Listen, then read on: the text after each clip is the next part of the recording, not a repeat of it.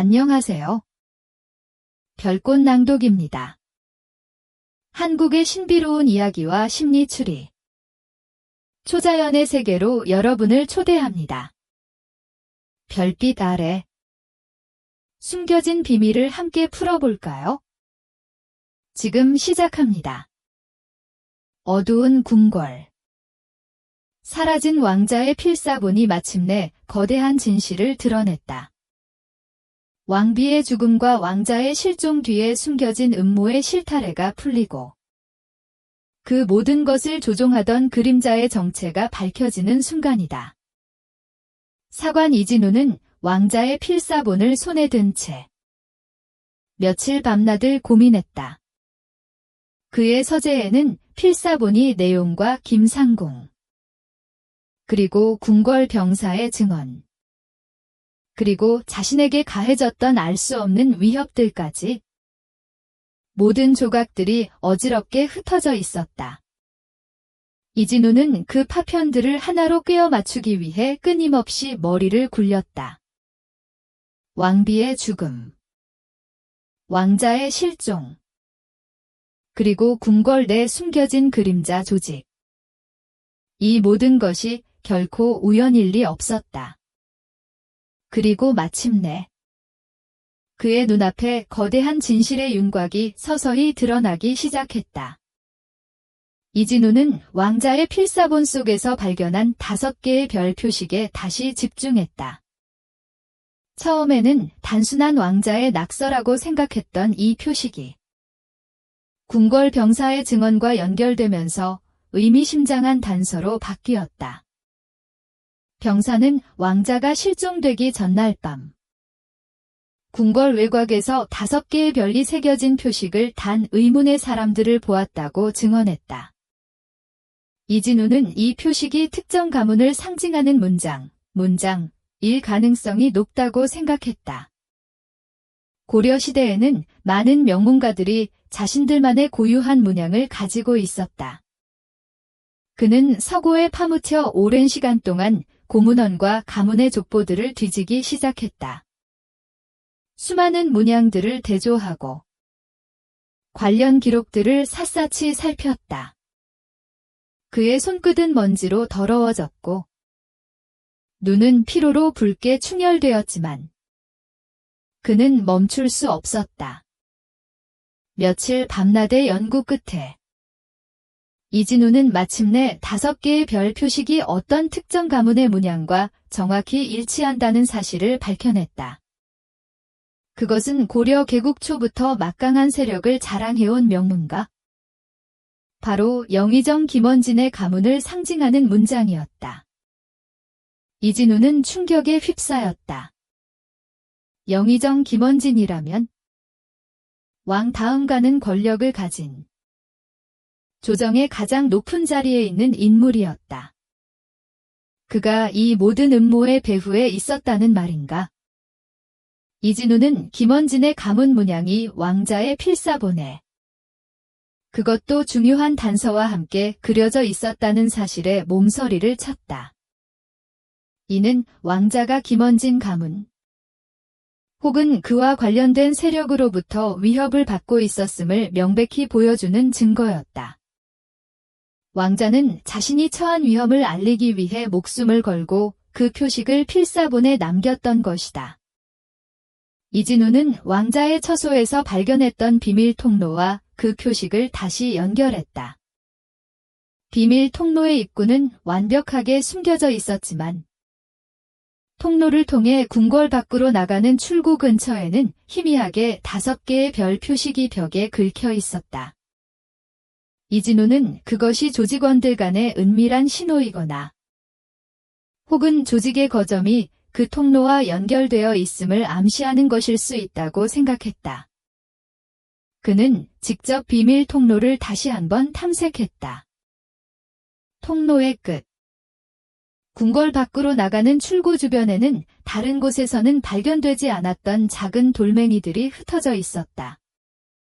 그리고 그 돌멩이들 중 몇 개에는 희미하게 5개의 별 문양이 새겨져 있었다.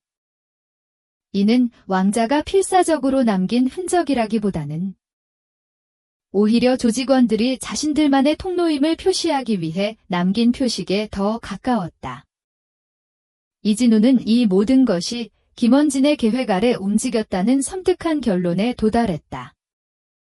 왕자가 발견했던 비밀 통로는 사실 김원진 세력이 궁궐 내부로 침투하거나 은밀하게 드나들기 위해 사용하던 통로였을 가능성이 높았다.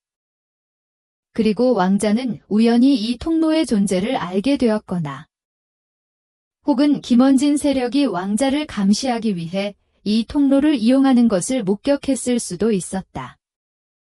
어느 쪽이든 이 통로는 김원진 세력의 핵심 거점 중 하나였고 5개의 별 표식은 그들의 존재를 드러내는 결정적인 단서였다.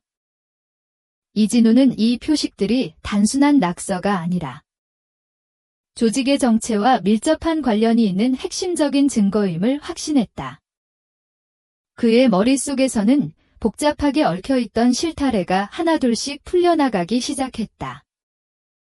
모든 증거는 한 사람을 지목하고 있었다. 바로 영의정 김원진이었다. 이진우는 김원진의 오랜 행적을 다시 되짚었다. 김원진은 고려의 개국 공신 집안 출신으로 대대로 조정의 요직을 거쳐온 명문가의 수장이었다. 그는 학식과 덕망을 겸비한 인물로 칭송받았고 항상 왕실에 대한 충성심을 강조했다. 백성들 사이에서도 그의 명성은 높았다. 그러나 이진우는 사관으로서 그의 이면에 숨겨진 차갑고 계산적인 면모를 조금씩 감지하고 있었다.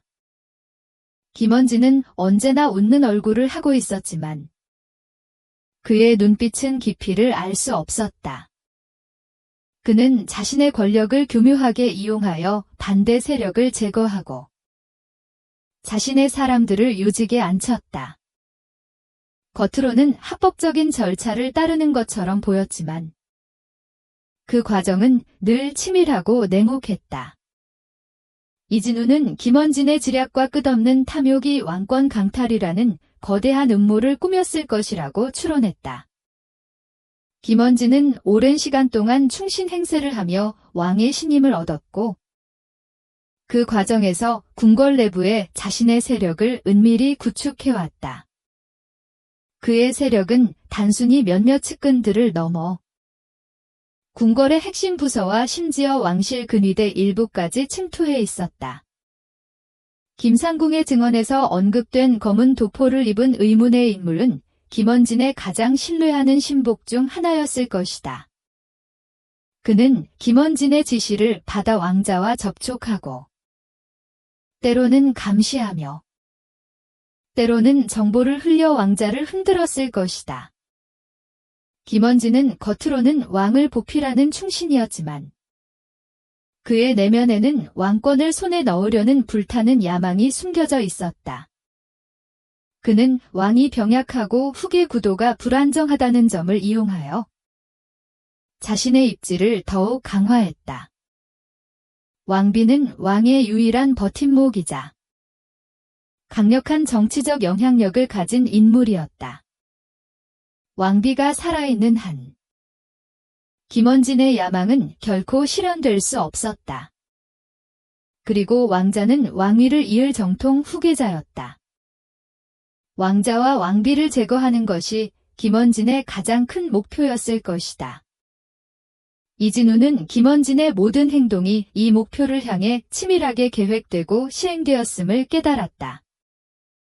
그는 단순히 권력을 탐하는 것이 아니라 자신의 손으로 새로운 왕조를 세우려는 거대한 야망을 품고 있었다. 김원진은 오랫동안 충신 행세를 하며 궁궐 내부에 자신의 세력을 은밀히 구축해왔다. 그는 자신의 사람들을 주요 직책에 심어놓고 궁궐의 모든 정보를 손안에 쥐고 있었다. 심지어 궁궐의 경비 시스템조차도 그의 영향력 아래 있었다. 왕자가 발견했던 비밀 통로가 오랫동안 누구에게도 발각되지 않고 유지될 수 있었던 이유도 여기에 있었다.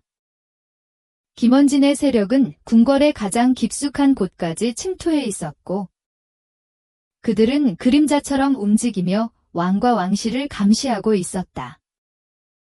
왕자가 필사본에 남긴 밤의 그림자.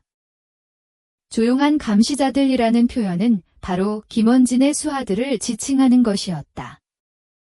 그들은 왕자의 일거수일투족을 보고했고, 왕자가 진실에 다가갈수록 더욱 강하게 압박했을 것이다. 이진우가 자신을 향한 위협을 느꼈던 것도 김원진의 세력이 그를 감시하고 있었다는 증거였다. 김원진은 자신의 음모를 방해하는 그 어떤 요소도 용납하지 않았다. 이진우는 이제 모든 진실이 김원진이라는 한 사람에게로 연결된다는 것을 알게 되었다. 그는 김원진이 왕비의 죽음을 조작하고 왕자를 납치하여 진실을 은폐하려 했음이 명백하다는 증거들을 확보하기 시작했다. 가장 먼저 왕비의 독살 계획에 대한 의혹이었다. 이진우는 왕비의 병세가 악화되던 시기에 왕비의 수라상을 담당하던 궁녀가 갑자기 바뀌었다는 김상궁의 증언을 떠올렸다. 그는 그 궁녀의 행적을 은밀히 추적했다. 그리고 그 궁녀가 왕비가 죽은 직후 김원진의 사가로 은밀히 들어갔다가 자취를 감췄다는 사실을 밝혀냈다. 이는 김원진이 직접적으로 왕비의 죽음에 개입했음을 보여주는 강력한 증거였다. 왕비에게 처방되었던 약재들에 대한 기록도 다시 살폈다. 당대 최고의 의원들이 처방한 약이었지만 이진우는 그 약재들이 왕비의 체질에 오히려 해가 되는 성분을 미량이나마 포함하고 있음을 밝혀냈다. 약재 자체는 독이 아니었지만 왕비의 체질과 맞지 않는 약재를 장기간 복용하게 함으로써 서서히 몸을 쇠약하게 만든 것이다. 이는 치밀한 계획 없이는 불가능한 일이었다. 김원진은 궁중의원 중 일부를 매수하여 왕비에게 해로운 약재를 처방하게 하고 동시에 수라상 담당 궁녀를 통해 독극물이 아닌 점진적으로 건강을 해치는 물질을 음식에 몰래 섞어 넣었을 것이다. 이진우는 이 모든 것이 왕비의 죽음을 병사로 위장하기 위한 김원진의 치밀한 계략이었음을 확신했다.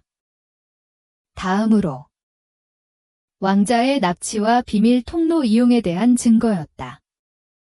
왕자가 필사본에 남긴 숨겨진 통로의 입구와 그 통로를 통해 궁궐 밖으로 나가는 출구 근처에서 발견된 5개의 별 표식은 왕자가 김원진 세력의 통로를 이용했음을 명백히 보여주었다. 왕자는 어머니의 죽음 뒤에 숨겨진 진실을 알게 된 후 김원진 세력으로부터 위협을 느껴 이 통로를 통해 탈출을 시도했을 것이다. 하지만 그 통로는 이미 김원진의 세력에 의해 장악된 상태였다. 김원진은 왕자가 탈출하려는 순간을 기다렸다가 그를 납치하여 진실을 은폐하려 했을 것이다. 궁궐 병사의 증언에서 언급된 5개의 별 표식을 단 의문의 사람들이 왕자가 사라진 새벽녘 궁궐 담장을 넘어 사라지는 것을 목격했다는 사실은 이 가설에 결정적인 힘을 실어주었다. 그들은 왕자를 납치하여 궁궐 밖으로 빼돌렸던 것이다. 궁궐 내 감시 조직 또한 김원진의 지휘 아래 치밀하게 움직였다. 이진우는 자신이 필사본을 해독하는 동안 느꼈던 위협과 서재에서 사라진 복사본, 그리고 차에 섞여 있던 독극물까지 모든 것이 김원진의 감시 조직이 자신을 주시하고 있었다는 증거임을 깨달았다. 왕자가 필사본에 남긴 그림자가 나를 쫓는다. 누구도 믿을 수 없다는 구절들은 김원진의 감시 조직이 왕자를 끊임없이 감시하고 압박했음을 보여주는 것이었다. 이진우는 이 모든 것이 김원진의 지휘 아래 치밀하게 움직였음을 밝혀냈다. 왕비의 죽음은 김원진의 권력 강탈 계획의 시작이었고, 왕자의 실종은 그 계획의 완성을 위한 필수적인 단계였다. 그는 모든 증거들을 하나의 거대한 퍼즐처럼 맞추어 나갔고, 마침내 김원진이라는 거대한 그림자의 실체를 완벽하게 밝혀낸 것이다. 이진우의 손에 들린 필사본은 이제 단순한 기록물이 아니었다. 그것은 김원진의 모든 죄를 고발하는 강력한 증거이자 사라진 왕자의 마지막 외침이었다. 그의 마음속에는 진실을 밝혀야 한다는 강한 사명감이 불타올랐다. 그는 더 이상 주저할 이유가 없었다. 이 모든 음모의 실체를 왕과 백성에게 알려야 했다. 그러나 이 진실을 밝히는 순간 자신의 목숨 또한 위협받을 것이라는 것을 이진우는 누구보다 잘 알고 있었다. 그는 자신이 홀로 거대한 권력과 맞서 싸워야 한다는 것을 받아들였다. 낡은 등불 아래 이진우의 그림자가 길게 늘어졌다. 그의 눈빛은 진실을 향한 강렬한 의지로 빛나고 있었다. 이제 그는 모든 것을 걸고 진실의 칼날을 휘두를 준비가 되어 있었다. 사관 이진우는 지난 며칠 밤낮을 단 한순간도 편히 잠들지 못했다. 그의 서재에는 필사본의 내용과 김상궁의 애끓는 증언, 그리고 궁궐 병사의 조심스러운 진술이 어지럽게 펼쳐져 있었다. 그 모든 조각들은 이제 하나의 거대한 그림을 완성하고 있었다. 왕비의 갑작스러운 죽음과 왕자의 미스터리한 실종. 그리고 이 모든 것을 조종하던 영의정 김원진이라는 거대한 그림자. 이진우는 더 이상 의심할 여지가 없음을 확신했다. 그러나 진실의 무게는 너무나도 무거웠고, 그 진실을 세상에 드러내는 것은 자신의 목숨을 건 도박이 될 터였다. 그는 다시 왕자의 필사본을 펼쳤다. 빛바랜 종이 위. 왕자의 섬세한 필체는 그가 겪었던 고통과 절망을 생생하게 전달하고 있었다. 이진우는 필사본이 모든 페이지를 다시 한번 꼼꼼히 살폈다. 특히 왕자가 남긴 은밀한 암호와 그림들, 그리고 그의 심리 변화를 기록한 구절 하나하나를 세심하게 읽어내려갔다. 차가운 기운이 스며드는 벽, 속이 빈 듯한 소리, 숨겨진 통로의 입구 같은 문구들은 실제 왕자의 처소에서 발견된 비밀 통로를 정확히 묘사하고 있었다. 그리고 그 통로 주변과 필사본 곳곳에 그려져 있던 5개의 별 문양은 김원진 가문의 상징이었다. 이진우는 이 모든 것이 왕자가 필사적으로 남긴 구조 요청이자 동시에 김원진 세력의 악행을 고발하는 결정적인 증거임을 확신했다. 그는 왕자가 어떤 심정으로 이 필사본을 남겼을지 헤아리며 가슴 아파했다. 왕자는 혼자서 이 거대한 어둠과 싸우려 했고, 결국은 이 필사본이 그의 마지막 유언이 된 셈이었다. 김상궁과 궁궐 병사의 증언은 필사본의 생생한 순결을 불어넣었다. 김상궁은 왕비의 수라상을 담당하던 궁녀가 갑자기 바뀌고, 그 궁녀가 왕비의 죽음 직후 김원진의 사가로 사라졌다는 충격적인 사실을 눈물로 증언했다. 이진우는 이 증언이 왕비 독살의 가장 강력한 증거임을 직감했다. 또한 왕자가 실종 전 밤마다 검은 도포를 입은 의문의 인물을 은밀히 만났고, 그와의 대화가 왕자의 마음에 큰 변화를 가져왔으며, 왕자가 마지막 밤에 다시는 돌아오지 못할지도 모른다는 비장한 말을 남겼다는 증언은 왕자가 김원진 세력에 의해 납치되었거나 혹은 그들의 도움을 가장한 계략에 빠졌을 가능성을 강하게 시사했다. 김상궁의 얼굴에는 여전히 왕자를 향한 걱정과 안타까움, 그리고 진실을 말해야 한다는 부담감이 역력했다. 궁궐 병사의 진술 또한 결정적인 퍼즐 조각이었다. 병사는 왕자가 사라진 새벽녘, 궁궐 외곽 담장을 넘어 사라지는 의문의 사람들을 목격했고, 그들의 옷에 5개의 별 문양이 새겨져 있었다고 했다.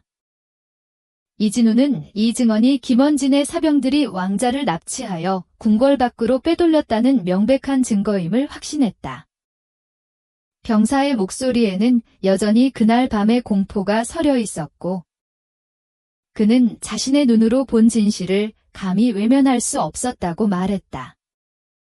이진우는 이 모든 증거들을 엮어 김원진이 왕비의 죽음을 조작하고 왕자를 납치하여 진실을 은폐하려 했음을 밝혀낼 수 있었다. 모든 것이 치밀하게 계획되고 실행된 거대한 음모였다. 하지만 이진우에게 가장 큰 증거는 다름 아닌 자신이 직접 겪었던 위협들이었다. 필사본을 해독하기 시작한 순간부터 그는 그림자들의 감시를 느꼈다.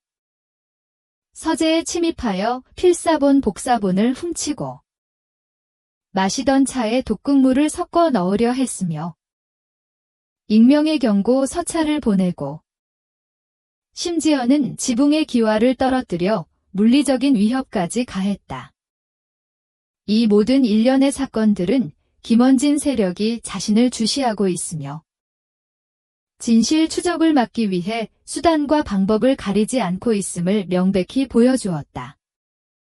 처음에는 막연한 불안감이었지만 실질적인 위협이 다가올수록 이진우는 오히려 더 확신에 찼다.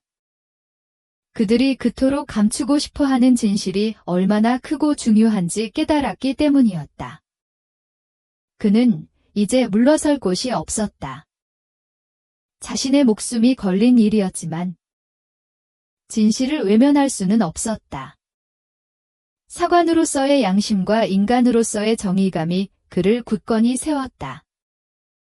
이진우는 밤늦도록 서재에 앉아 모든 증거들을 다시 한번 정리하고 또 정리했다. 필사본이 각 페이지에 표시된 암호와 그림들을 해석한 내용들을 덧붙였고 김상궁과 궁궐 병사의 증언들을 상세히 기록했다. 그리고 자신이 겪었던 위협의 순간들도 날짜와 함께 기록했다.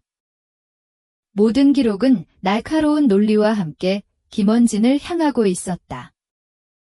증거를 제시하는 순서. 예상되는 김원진의 반박.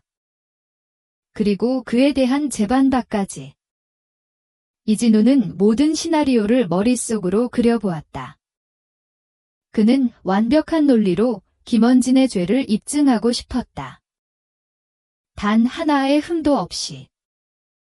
누구도 반박할 수 없는 명확한 진실을 제시하고 싶었다. 그러나 그의 마음속에는 불안감도 자리 잡고 있었다. 아무리 명백한 증거라 할지라도 영의정이라는 거대한 권력 앞에서 그것이 과연 힘을 발휘할 수 있을까? 김원진은 이미 궁궐의 많은 부분을 장악하고 있었다. 그의 편에 선 신료들도 셀 수 없이 많았다. 이 외로운 싸움에서 과연 자신이 이길 수 있을까? 그는 잠시 모든 것을 덮어두고 조용히 살아갈까 하는 유혹에 흔들리기도 했다. 평범하게 살고 싶다는 인간적인 욕망이 그의 마음을 흔들었다. 하지만 왕자의 필사본 속에서 느껴지는 절박함, 왕비의 억울한 죽음, 그리고 권력의 눈이 멀어 수단과 방법을 가리지 않는 김원진의 악행을 떠올리면 결코 멈출 수 없었다. 이 진실을 외면하는 것은 살아남아도 죽은 것과 마찬가지라고 생각했다.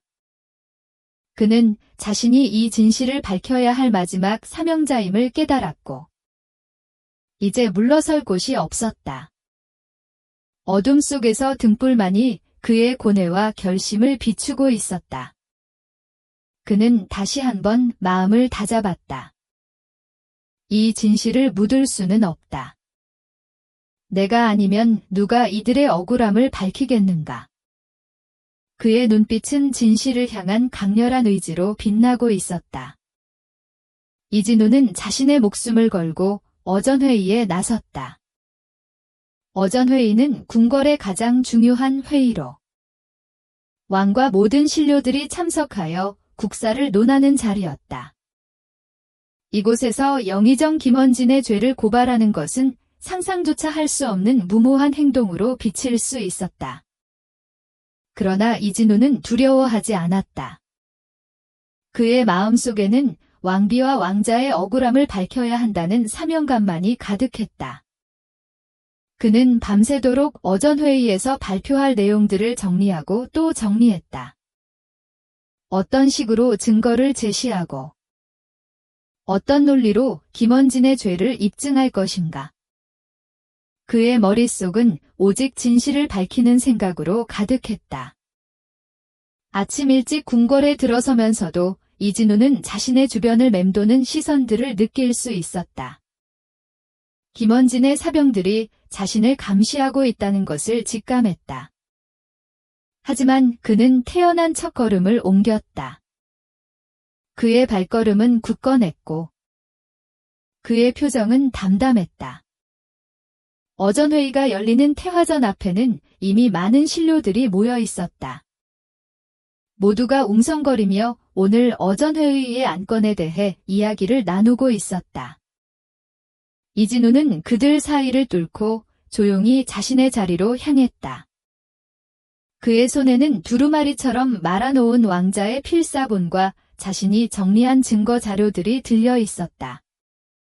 그의 심장이 불안하게 쿵쾅거렸지만 겉으로는 침착함을 유지하려 애썼다.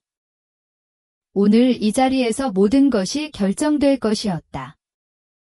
진실이 밝혀지거나 혹은 자신이 모든 것을 잃거나 어전회의가 시작되고 왕이 어좌에 앉아 태화전 안은 숙연해졌다. 여러 신료들이 국사를 아뢰고 논의하는 동안 이진우는 자신의 차례가 오기를 기다렸다.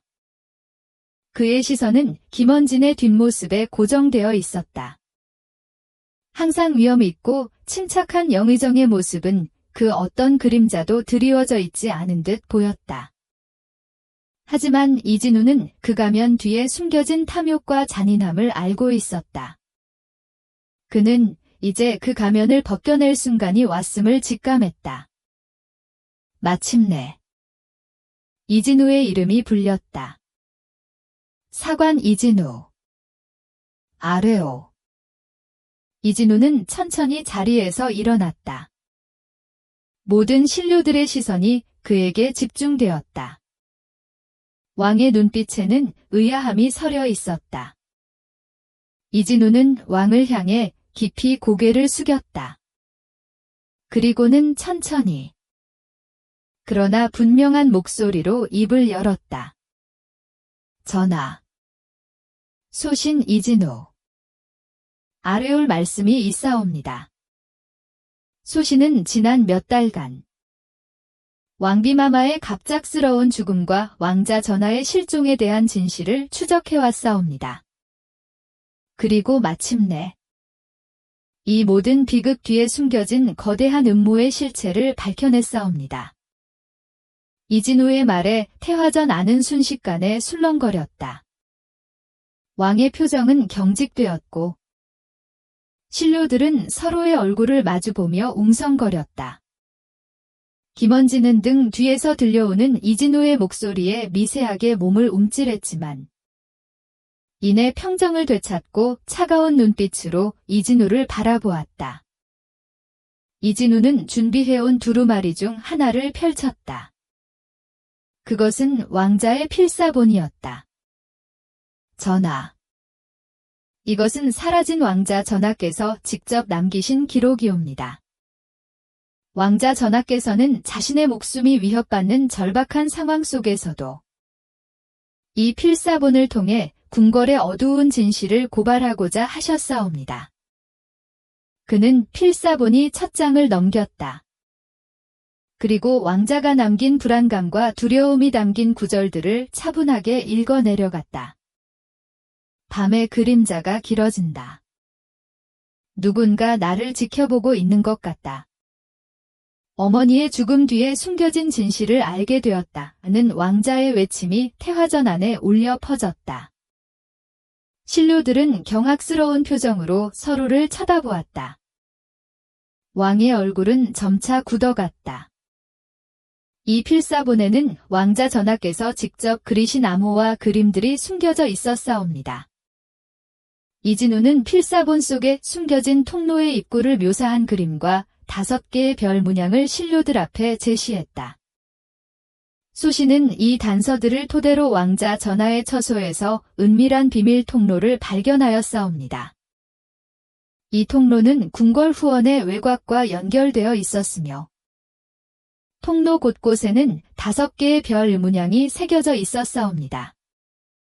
이 문양은 다름 아닌 영의정 김원진 대감의 가문을 상징하는 문장이옵니다. 이진우의 충격적인 폭로의 태화전은 순식간에 아수라장으로 변했다.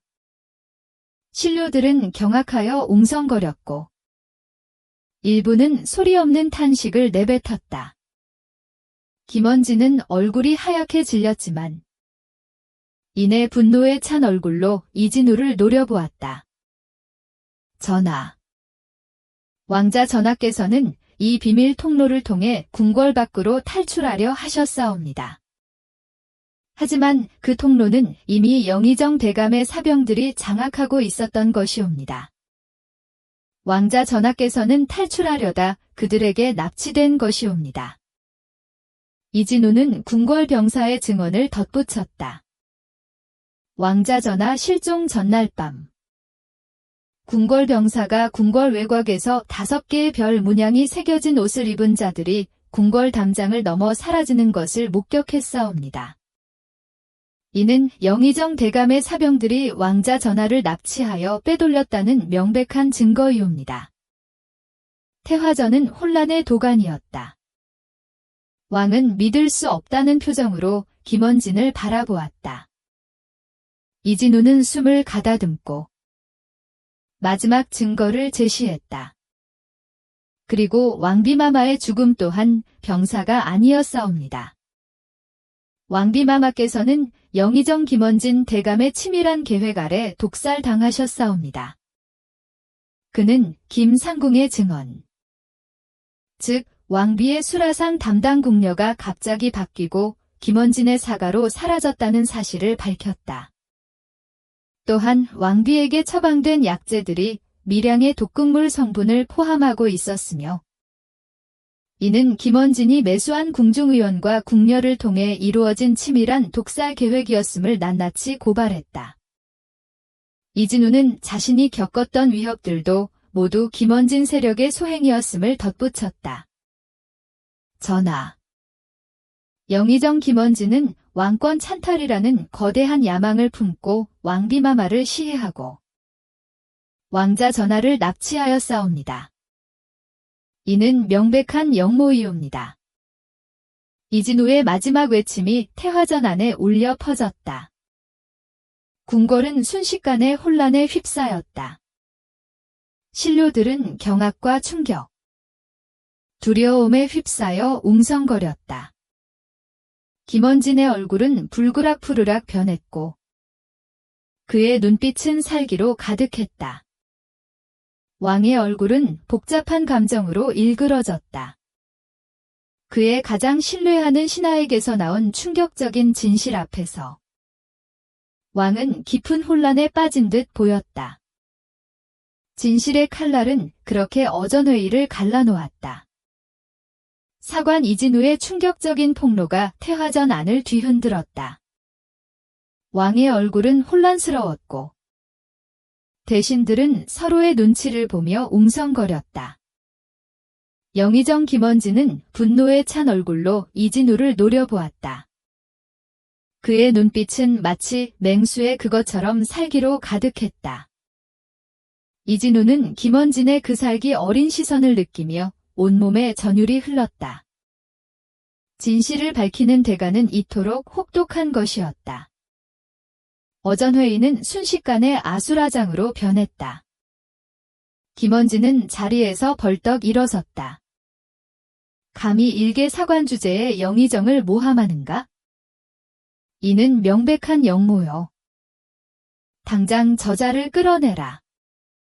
그의 목소리는 태화전 안을 진동시켰다. 김원진의 편에 선 신료들도 일제히 이진우를 역적이라 몰아세우며 소리를 질렀다. 역적을 처단하라. 당장 저자의 입을 막으라. 사방에서 쏟아지는 비난과 고함 소리 속에서 이진우는 홀로 서 있었다. 왕은 아직 아무런 명을 내리지 못하고 혼란스러운 표정으로 상황을 지켜볼 뿐이었다. 왕의 침묵은 이진우에게 더욱 큰 위협으로 다가왔다. 이진우는 왕의 명을 기다릴 여유가 없다는 것을 직감했다. 김원진은 이미 그의 목숨을 노리고 있을 터였다. 그는 자신의 손에 들린 왕자의 필사본을 꽉 움켜쥐었다. 이 필사본은 아직 세상에 알려지지 않은 진실을 담고 있었고, 이 필사본이 사라지는 순간, 왕비와 왕자의 억울함은 영원히 묻히게 될 것이었다. 그는 필사본을 반드시 지켜야 했다. 이진우는 빠르게 태화전 문을 향해 몸을 돌렸다. 사관. 어디를 가느냐? 김원진의 날카로운 외침이 등 뒤를 덮쳤다. 이진우는 뒤도 돌아보지 않고 달리기 시작했다. 태화전 문을 박차고 나서는 순간, 그는 이미 자신의 운명이 결정되었음을 깨달았다. 그는 이제 쫓기는 신세였다. 궁궐은 더 이상 그에게 안전한 곳이 아니었다. 그의 귀에는 태화전 안에서 터져나오는 고함 소리와 발자국 소리가 점점 더 크게 들려왔다. 저 역적을 잡아라. 감히 영의정을 모함하고 도주하려 하는구나. 김원진의 명령이 궁궐 전체에 울려 퍼지는 듯했다. 태화전 앞들에 서 있던 김원진의 사병들이 일제히 움직이기 시작했다. 그들은 검은 갑옷을 입고 칼을 뽑아든 채 이진우를 향해 달려들었다. 칼날이 허공을 가르며 날카로운 소리를 냈다. 이진우는 필사적으로 뛰었다. 그의 심장은 발소리에 맞춰 격렬하게 쿵쾅거렸다. 발밑의 돌바닥이 그의 숨가쁜 움직임에 맞춰 흔들리는 듯했다. 그는 오랜 시간 사관으로 지내며 학문에만 매진했던 몸이었다. 날렵한 병사들을 따돌리기란 쉽지 않은 일이었다. 하지만 그의 손에는 진실이 담긴 필사본이 들려 있었다. 그는 이 필사본을 지키기 위해서라면 무엇이든 할 수 있었다. 궁궐 복도는 어둡고 길었다. 그는 익숙한 길을 따라 미친 듯이 달렸다. 어둠 속에서 등불을 든 병사들의 그림자가 그의 뒤를 바싹 쫓아왔다. 사관을 놓치지 마라. 반드시 생포하라. 뒤에서 들려오는 날카로운 명령 소리는 이진우의 심장을 더욱 조여왔다. 그는 뒤를 흘끗 보았다. 김원진의 사병들이 칼을 휘두르며 자신을 향해 달려오고 있었다. 그들의 눈에는 섬뜩한 살기가 번뜩였다. 그들은 그를 죽이려 할 것이었다. 이진우는 숨을 헐떡이며 복도의 모퉁이를 돌았다. 넓은 복도가 끝나는 곳에 있는 낡은 문이 그의 눈에 들어왔다.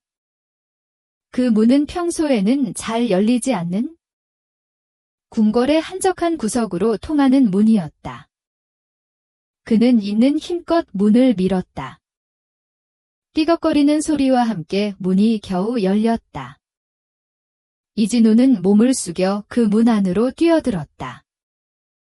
문 안쪽은 더욱 어두웠다. 먼지가 가득했고 퀴퀴한 냄새가 코를 찔렀다. 이곳은 창고나 다름없는 버려진 공간이었다.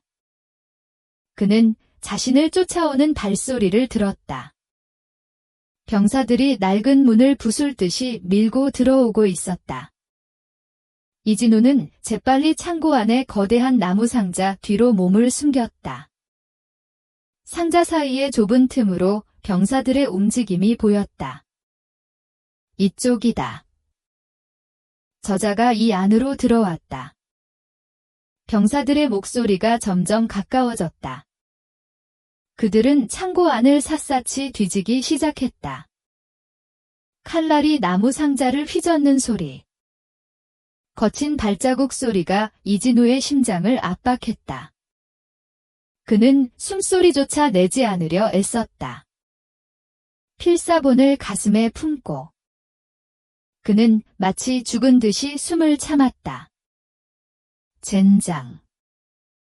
어디로 사라진 거야? 이 좁은 곳에서 사라질 리가 없다. 구석구석 뒤져라. 병사들의 목소리는 점점 더 거칠어졌다. 이진우는 식은땀을 흘렸다. 들키는 것은 시간 문제였다. 그때 창고 한쪽 구석에서 희미하게 빛이 새어나오는 것을 발견했다. 작은 틈새였다. 이진우는 재빨리 그 틈새로 몸을 구겨 넣었다. 몸이 상자에 부딪히는 소리가 났지만 병사들은 미처 듣지 못한 듯 했다. 틈새 안쪽은 더 좁고 어두운 공간이었다. 그는 간신히 몸을 움직여 그곳으로 숨어들었다. 그곳은 낡은 창고의 벽 뒤에 숨겨진 작은 통로였다.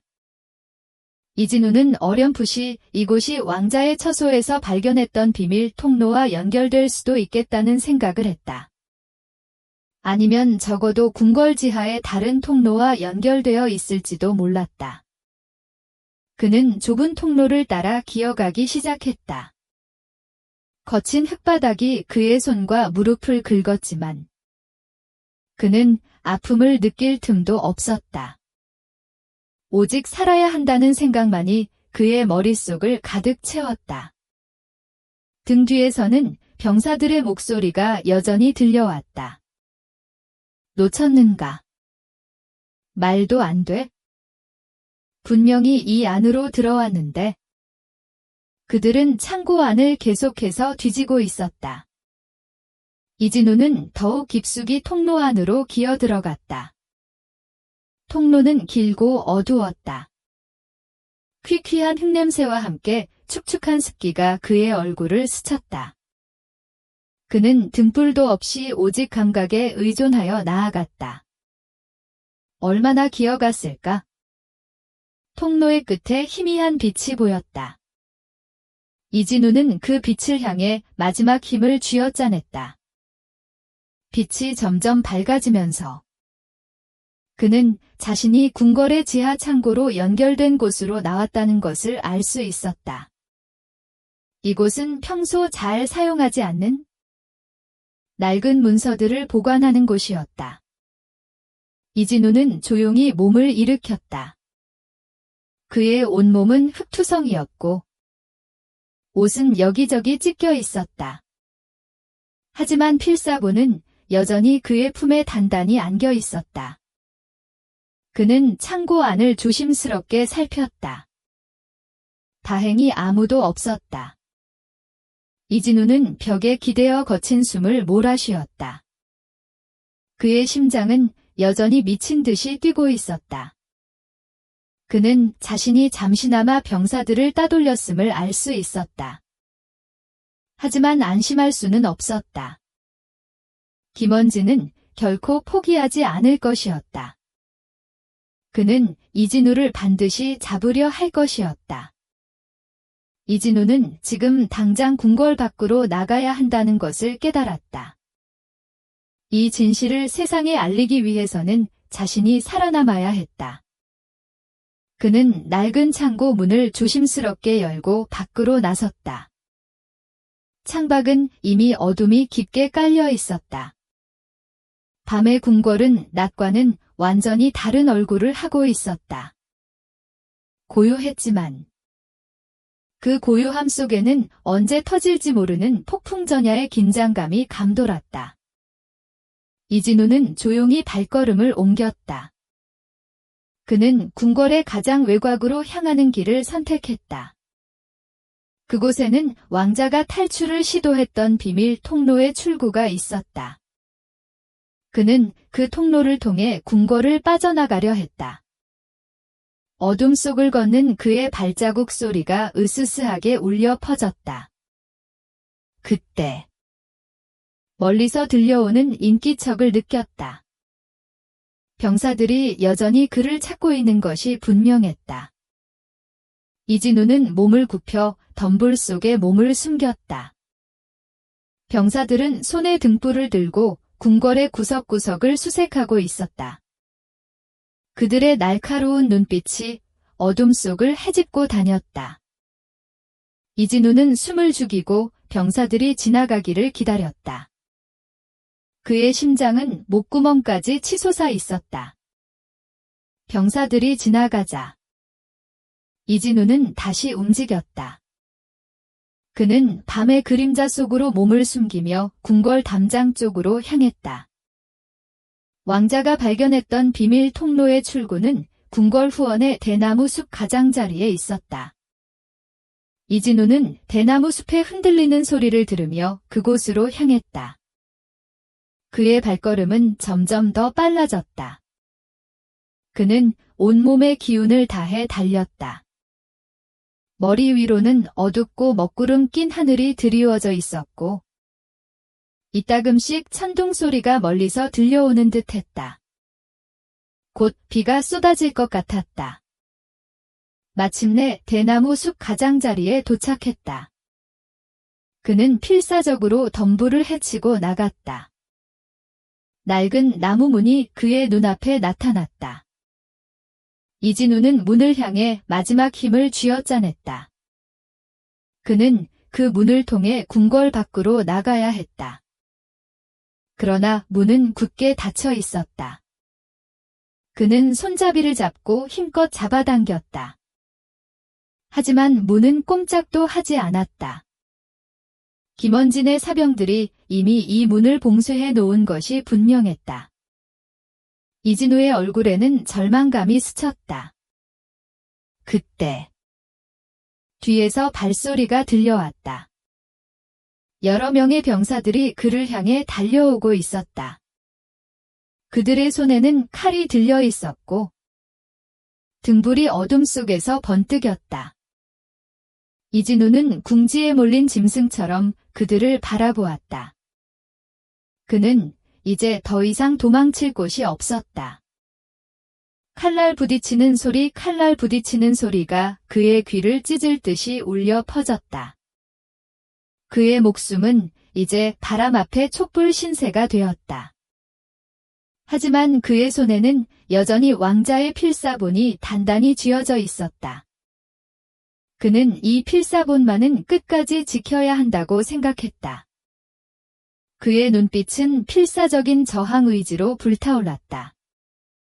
이진우는 닫힌 비밀 통로의 문 앞에서 절망에 빠진 채 김원진의 사병들을 마주했다. 칼날 부딪히는 소리가 그의 귀를 찢을 듯 울려 퍼졌고 눈앞의 병사들은 이미 포위망을 좁혀오고 있었다. 그는 더 이상 도망칠 곳이 없음을 직감했다. 하지만 그의 손에 들린 왕자의 필사본은 아직 세상에 알려지지 않은 진실을 품고 있었다. 이대로 쓰러질 수는 없었다. 그는 이를 악물고 마지막 힘을 쥐어짜냈다. 그때였다. 하늘에서 후두둑 소리와 함께 굵은 빗방울이 떨어지기 시작했다. 처음에는 몇 방울에 불과했지만 삽시간에 빗줄기는 굵어지고 거세졌다. 이내 하늘이 뚫린 듯 억수같이 비가 쏟아져 내렸다. 밤은 더욱 깊어지고 비가 내리면서 시야는 극도로 흐려졌다.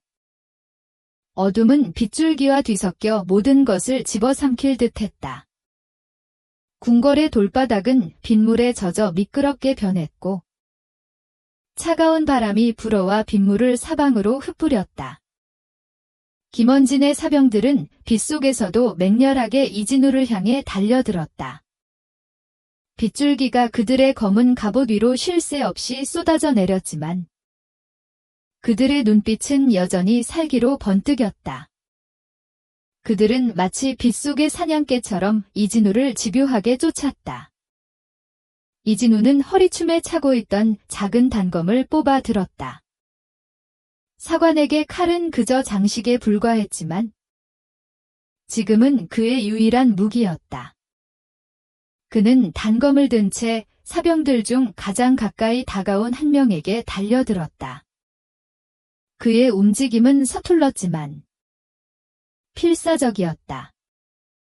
병사는 이진우의 공격을 예상치 못한 듯 순간 움찔했다. 그 틈을 타 이진우는 병사의 옆구리를 스치듯 지나쳐갔다. 병사의 칼이 허공을 갈랐지만 이미 이진우는 그의 뒤를 벗어난 후였다. 젠장. 놓쳤다. 병사의 거친 욕설이 빗소리에 묻혀 사라졌다. 이진우는 다시 달리기 시작했다. 미끄러운 돌바닥 위에서 그의 발걸음은 위태로웠다. 몇 번이나 넘어질 뻔했지만 그는 필사본을 품에 안은 채 균형을 잡으려 애썼다. 빗줄기는 그의 얼굴을 강타했고 차가운 빗물이 눈을 가렸다. 그는 손등으로 눈을 비비며 다시 시야를 확보하려 했다. 궁궐의 아름다운 기와지붕들은 빗물에 젖어 검게 빛났고 처마에서는 폭포수처럼 빗물이 쏟아져 내렸다. 궁궐의 복잡한 구조는 그에게 익숙한 길이었지만 지금처럼 어둡고 빗물에 잠긴 상황에서는 모든 것이 미궁처럼 느껴졌다. 사방에서 들려오는 빗소리는 모든 소리를 집어삼켰고 병사들의 발소리조차 희미하게 들릴 뿐이었다. 이진우는 발걸음을 멈추지 않았다. 그는 궁궐의 은밀한 통로들을 머릿속으로 떠올렸다. 오랫동안 사관으로 지내며 궁궐 구석구석을 드나들었던 경험이 지금에서야 빛을 발하는 순간이었다. 그는 인적이 드문 별당의 뒤편으로 향했다. 그곳은 좁고 구불구불한 골목길로 이어져 있었고 밤에는 더욱 인적이 끊기는 곳이었다. 이진우는 그 좁은 골목으로 몸을 던졌다.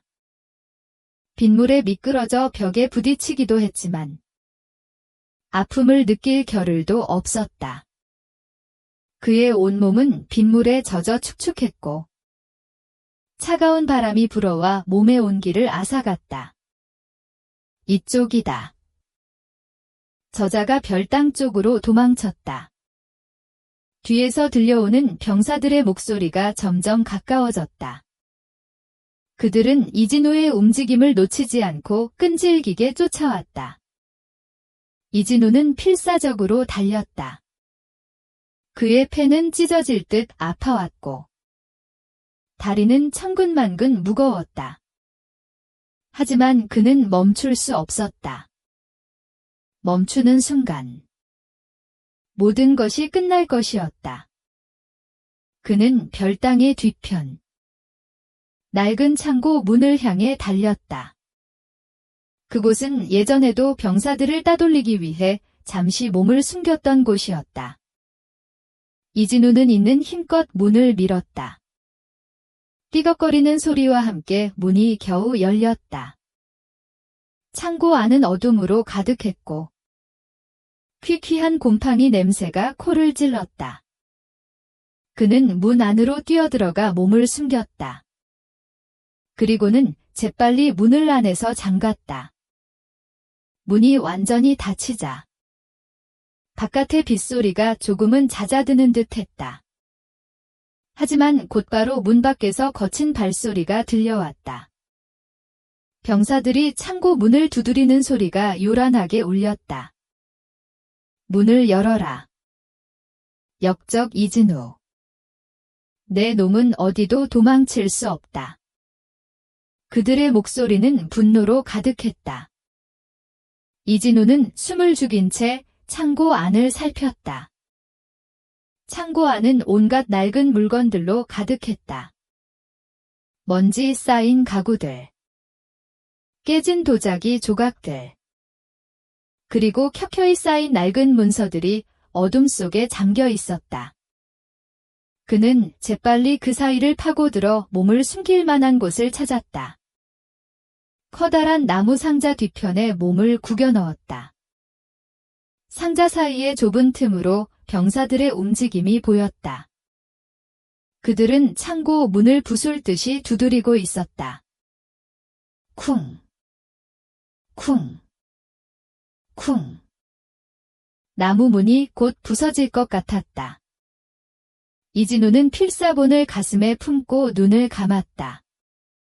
심장이 목구멍까지 치솟아 있었다. 빗소리가 창고 안으로 스며들어왔지만 병사들의 거친 숨소리와 발소리는 더욱 가까이 들리는 듯했다. 마침내 문이 부서지는 소리와 함께 병사들이 창고 안으로 들이닥쳤다. 이 안에 있다. 놈을 찾아라. 그들은 칼을 휘두르며 창고 안을 샅샅이 뒤지기 시작했다. 칼날이 나무 상자를 긁는 소리가 귓가를 스쳤다. 이진우는 숨조차 제대로 쉴 수 없었다. 땀과 빗물이 뒤섞여 그의 얼굴을 타고 흘러내렸다. 그는 언제 들킬지 모른다는 극도의 공포에 시달렸다. 병사들의 발소리가 점점 가까워졌다. 한 병사가 이진우가 숨어있는 상자 바로 앞까지 다가왔다. 병사는 칼날로 상자를 툭툭 치며 이진우의 존재를 확인하려 했다. 이진우는 눈을 감고 온몸의 근육을 굳혔다. 그의 심장은 터질 듯이 뛰고 있었다.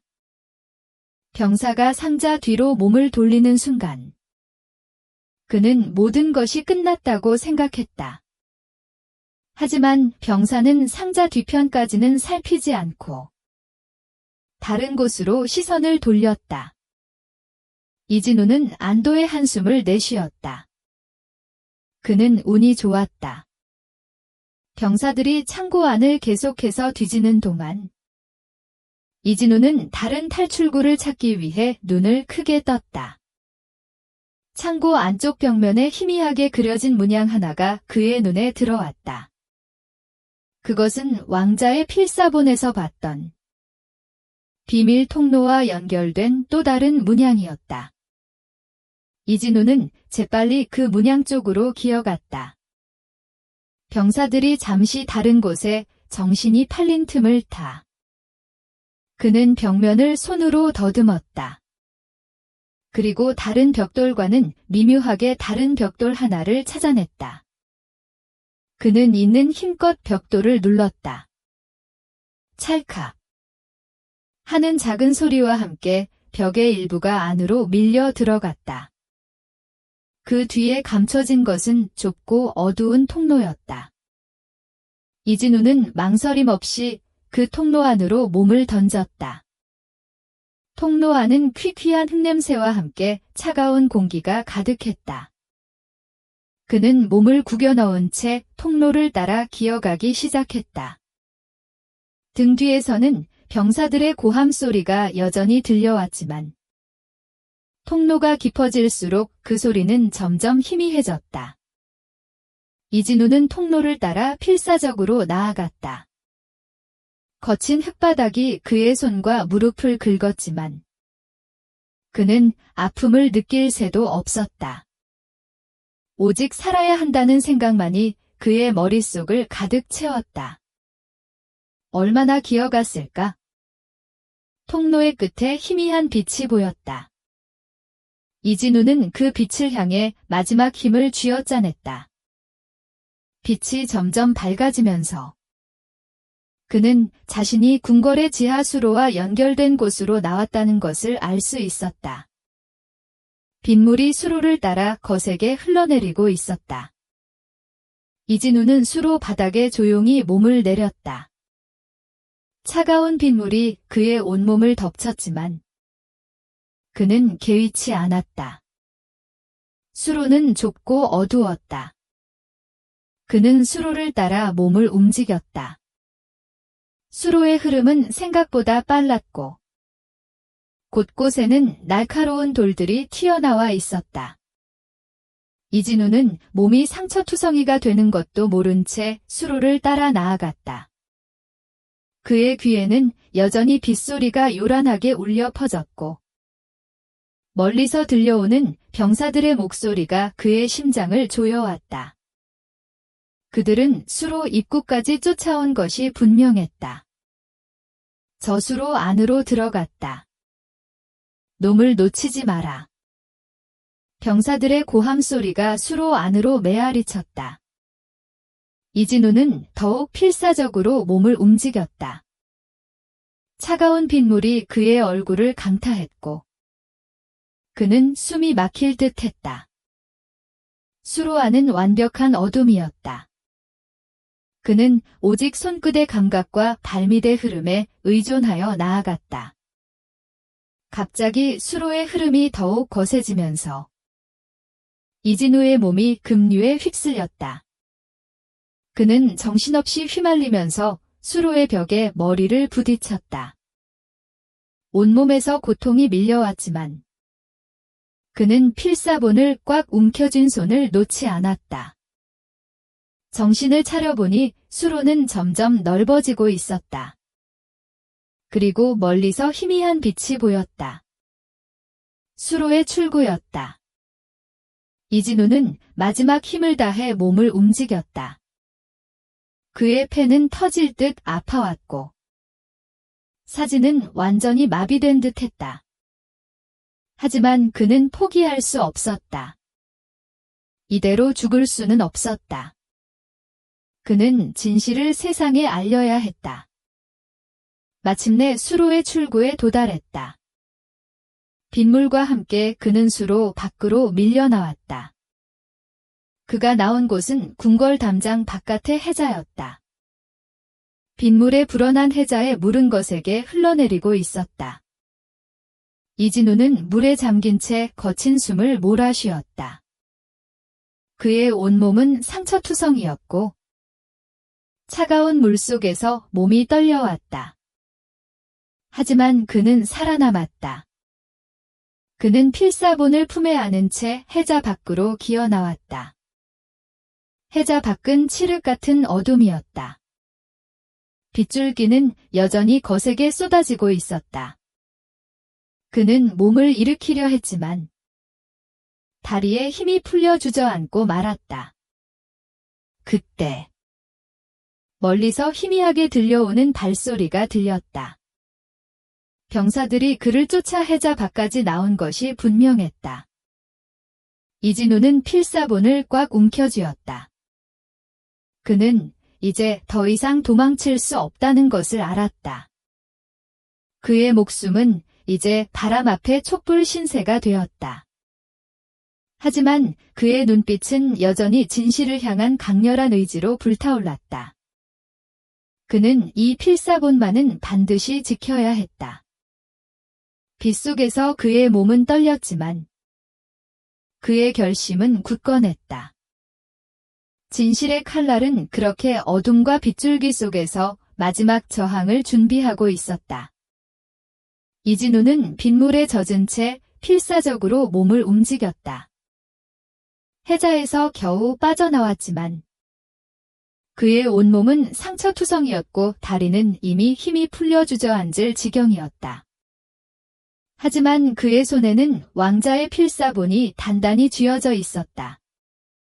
이 필사본만은 무슨 일이 있어도 지켜야 한다는 강렬한 의지가 그를 지탱했다. 멀리서 들려오는 병사들의 발소리는 더욱 가까워지고 있었다. 그는 이제 더 이상 숨을 곳도 도망칠 곳도 없다는 것을 알았다. 그러나 그의 뇌리에는 왕자의 필사본 마지막 장에 그려져 있던 희미한 지도가 떠올랐다. 그 지도는 궁궐 후원 외곽. 왕자가 탈출을 시도했던 바로 그 비밀 통로의 출구를 가리키고 있었다. 이진우는 그곳이 마지막 희망임을 직감했다. 그는 마지막 남은 힘을 쥐어짜내 대나무 숲을 향해 달리기 시작했다. 빗줄기는 여전히 그의 얼굴을 강타했고 차가운 바람이 온몸을 휘감았다. 그의 시야는 흐릿했지만 오직 대나무 숲 가장자리에 있는 낡은 문만을 바라보며 나아갔다. 발밑의 진흙은 미끄러웠고 그의 발은 자꾸만 헛디뎌졌다. 그는 몇 번이나 넘어질 뻔했지만 필사본을 품에 안은 채 필사적으로 균형을 잡았다. 찢어진 옷 사이로 살갗이 드러났고 차가운 빗물이 상처를 파고들어 쓰라렸다. 하지만 그는 아픔을 느낄 겨를도 없었다. 오직 살아야 한다는 생각. 진실을 세상에 알려야 한다는 사명감만이 그를 움직였다. 그의 폐는 터질 듯 아파왔고 숨은 턱 밑까지 차올랐지만 그는 멈출 수 없었다. 마침내 대나무 숲 가장자리에 도달했다. 빗물에 젖은 덤불을 헤치고 나아가자 낡고 오래된 나무문이 그의 눈앞에 나타났다. 왕자가 탈출을 시도했던 바로 그 비밀 통로의 출구였다. 이진우는 떨리는 손으로 문고리를 잡았다. 빗물에 젖어 뻑뻑해진 문은 쉽게 열리지 않았다. 그는 온몸에 힘을 다해 문을 잡아당겼다. 삐걱거리는 소리와 함께 문이 겨우 열렸다. 어둠과 빗줄기 속으로 한 발짝 내딛었다. 궁궐밖의 신선한 공기가 그의 폐부를 파고들었다. 그는 간신히 문을 열고 밖으로 나섰다는 안도감에 잠시 주춤했다. 하지만 그 안도감은 채 몇 초도 지속되지 않았다. 그가 발을 내디딘 순간 사방에서 수십 개의 불빛이 일제히 그의 몸을 비추었다. 그리고 그 불빛 아래 김원진의 사병들이 검은 갑옷을 입고 칼을 뽑아든 채 그를 포위하고 있었다. 궁궐 담장 밖까지 나와 있던 그들은 이미 이진우가 비밀 통로를 통해 빠져나올 것을 예상하고 기다리고 있었던 것이다. 이진우의 심장은 바닥으로 곤두박질 쳤다. 이진우. 드디어 나타났구나. 김원진의 차갑고 비웃는 듯한 목소리가 빗소리를 뚫고 들려왔다. 그는 자신의 신복들과 함께 그곳에 서 있었다. 그의 눈빛에는 승리에 대한 확신과 이진우에 대한 잔혹한 분노가 뒤섞여 있었다. 이진우는 더 이상 도망칠 곳이 없었다. 사방이 막혔고 그의 목숨은 이제 김원진의 소나귀에 달려 있었다. 진실을 알리려는 그의 모든 노력이 여기서 끝나는 듯 했다. 절망감이 그의 온몸을 덮쳤다. 그의 손에 들린 필사본만이 비에 젖어 희미하게 빛나고 있었다. 이진우는 빗물에 젖은 채 필사적으로 몸을 움직였다. 해자에서 겨우 빠져나왔지만 그의 온몸은 상처투성이었고 다리는 이미 힘이 풀려 주저앉을 지경이었다. 하지만 그의 손에는 왕자의 필사본이 단단히 쥐어져 있었다. 이 필사본만은 무슨 일이 있어도 지켜야 한다는 강렬한 의지가 그를 지탱했다. 멀리서 들려오는 병사들의 발소리는 더욱 가까워지고 있었다. 그는 이제 더 이상 숨을 곳도 도망칠 곳도 없다는 것을 알았다.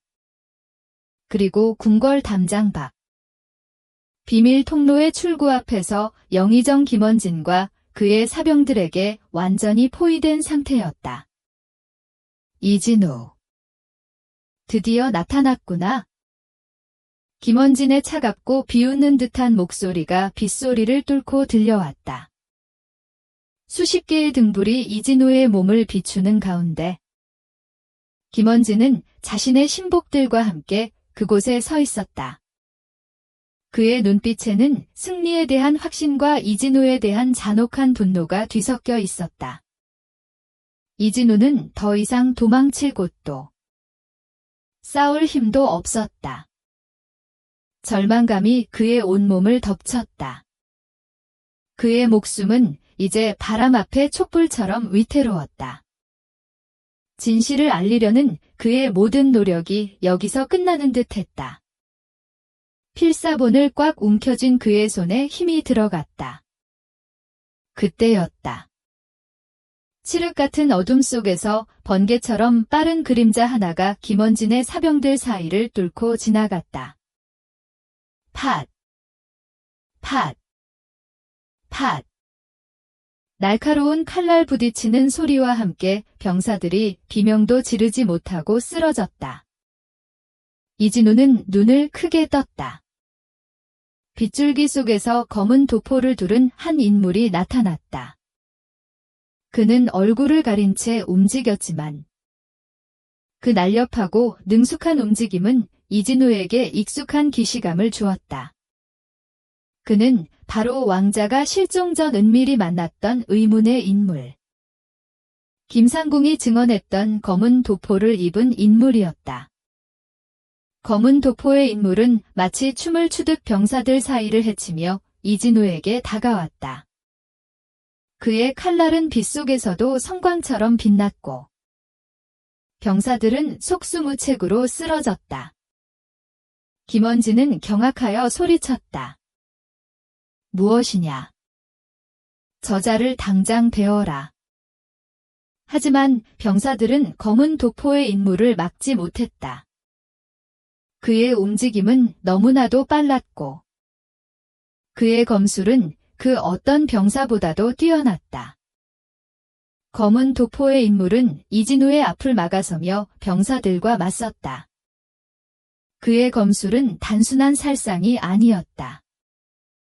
그것은 마치 오래된 무술의 정수를 담고 있는 듯했다. 그는 병사들의 공격을 막아내면서도 이진우에게 틈을 만들어주고 있었다. 이진우는 검은 도포의 인물에게서 느껴지는 알 수 없는 익숙함에 혼란스러웠지만 지금은 살아야 한다는 생각뿐이었다. 그는 검은 도포의 인물이 만들어준 틈을 타 다시 달리기 시작했다. 사관.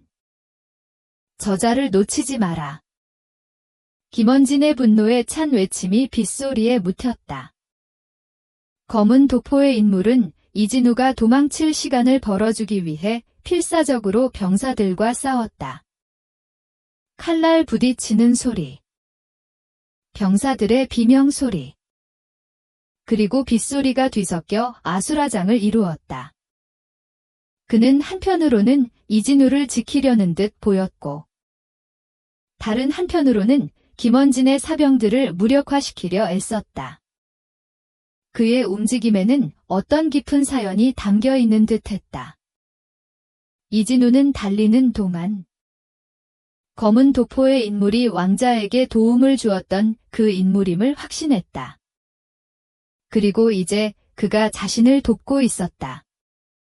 이진우는 그가 왜 자신을 돕는 것인지 궁금했지만 지금은 질문할 때가 아니었다. 그는 그 인물이 김원진에게 억압받던 옛 왕실 세력의 잔당일 것이라고 추측했다. 왕실의 정통성을 수호하고 김원진의 야망을 막으려는 숨겨진 세력. 그들은 진실을 아는 자들을 돕기 위해 그림자처럼 움직이고 있었던 것이다. 이진우의 머릿속에서 모든 퍼즐 조각들이 맞춰지기 시작했다. 왕자의 필사본에 남겨진 암호와 그림들. 그리고 왕자가 그를 만났던 이유까지도. 검은 도포의 인물 덕분에 이진우는 겨우 몇 걸음 더 달릴 수 있었다. 그의 다리는 이미 한계에 다다랐고 온몸의 기운이 빠져나가는 듯했다. 그는 빗물에 젖은 채 쓰러지기 직전이었다. 하지만 그의 손에는 여전히 왕자의 필사본이 단단히 쥐어져 있었다. 이 필사본만은 반드시 살려야 했다. 그때 그의 눈에 궁궐 담장 아래에서 경비를 서고 있던 한 호위무사의 모습이 들어왔다. 그는 왕실에 대한 충성심이 깊고 평소에도 왕의 안위를 염려하던 인물이었다. 이진우는 마지막 남은 힘을 쥐어짜내 그 호위무사를 향해 외쳤다. 무사나리. 여기. 이것을 받아주시오. 그의 목소리는 빗소리와 함께 갈라졌지만 호위무사는 이진우의 외침을 들은 듯 했다. 호위무사는 이진우와 검은 도포의 인물이 사병들과 싸우는 모습을 보고 경악한 표정으로 달려오고 있었다. 이진우는 필사본을 높이 들어 올렸다. 그리고 이는 힘껏 호위무사를 향해 던졌다. 빗물에 젖은 필사본은 휘청거리며 호위무사의 품으로 날아갔다. 호위무사는 반사적으로 필사본을 받아들었다. 이진우는 그에게 간절한 눈빛으로 마지막 말을 전했다. 이것은 왕자 전하의 필사본이요. 영의정 김원진의 영모를 고발하는 진실이요. 반드시 전하께 전하여 진실을 밝혀주시오. 부탁이요. 그의 목소리는 점점 희미해졌다. 호위무사는 필사본을 받아든 채 이진우를 바라보았다. 그의 얼굴에는 충격과 함께 알 수 없는 결연함이 스쳤다. 그는 이진우가 던진 필사본이 중요성을 직감한 듯 했다. 이진우는 이제 더 이상 버틸 힘이 없었다. 필사본이 안전하게 전달되는 것을 마지막으로 확인한 후 그의 몸은 빗물에 젖은 채 그대로 해자 옆 진흙탕에 고꾸라졌다. 온몸에 고통이 밀려왔고 그의 눈은 천천히 감기기 시작했다. 그의 의식은 점점 희미해졌다. 마지막 순간 그는 필사본을 받아든 호위무사의 결연한 눈빛을 보았다. 이진우는 쓰러졌지만 왕자의 필사본은 안전하게 전달되었다. 호위무사는 이진우의 마지막 외침과 함께 필사본을 품에 안았다. 그는 이진우가 목숨을 걸고 전하려 했던 진실의 무게를 온몸으로 느끼는 듯했다. 김원진의 사병들은 검은 도포의 인물과 싸우는 와중에도 이진우와 호위무사 사이의 필사본 전달을 목격했다. 김원진은 분노에 찬 얼굴로 소리쳤다. 저 필사본을 뺏어라. 당장 저들을 모두 죽여라.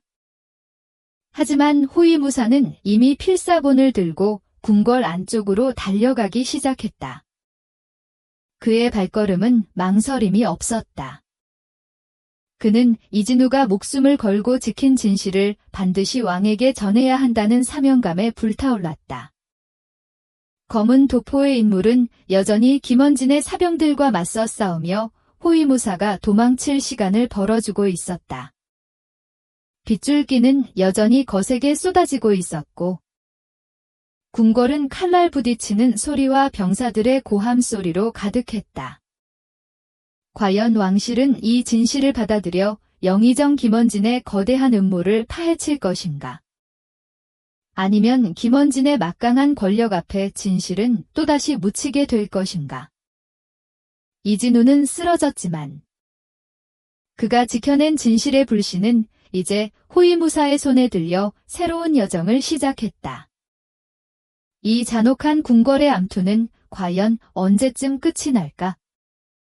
어둠 속에 잠긴 궁궐은 여전히 빗소리와 함께 알 수 없는 침묵을 지키고 있었다. 진실의 칼날은 결국 수많은 피를 흘리게 했다.